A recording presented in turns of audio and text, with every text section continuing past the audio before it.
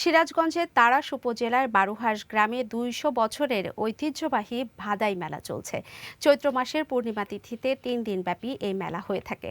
এই মেলার একটি বিশেষত্ব হলো জামাইদের শ্বশুর বাড়িতে এসে সালা মিলিয়ে মেলায় গিয়ে সবচেয়ে বড় মাছটি কিনতে হয়। সিরাজগঞ্জ প্রতিনিধি নাজমুল ইসলামের পাঠানো তথ্যচিত্রে জানাচ্ছেন মৌসুমী মৌ। চৈত্র মাসের পূর্ণিমাতে তাড়াশ উপজেলার বারুহাঁস গ্রামে ৩ দিন ধরে চলছে ২০০ বছরের ঐতিহ্যবাহী মেলা। ঐতিহ্যবাহী এই মেলায় আশেপাশের এলাকাসহ দূর দূরান্ত থেকে হাজারো মানুষ আসে। এখানে ঘর সাজানো বিভিন্ন সামগ্রী, মিষ্টি মিঠাই ও মাছ মাংস পাওয়া যায়। ৩ দিন ব্যাপী এই মেলায় প্রথম দিনে বিক্রি হয় মিষ্টি মিঠাই ও মুড়ি মুড়কি। দ্বিতীয় দিনে ভোর থেকে শুরু হয় বড় বড় মাছ ও মাংস বিক্রি। এখানে ১৫ থেকে ২০ কেজি ওজনের বিভিন্ন প্রজাতির মাছ পাওয়া যায়।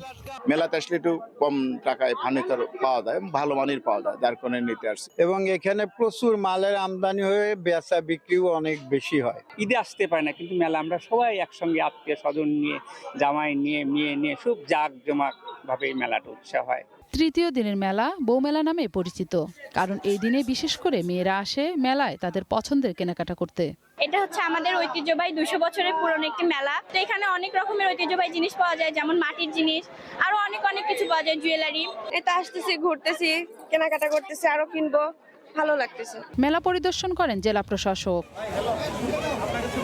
শত বছরের ঐতিহ্যবাহী এই মেলা আরও বছরের পর বছর টিকে থাকুক, এমনটাই প্রত্যাশা স্থানীয়দের।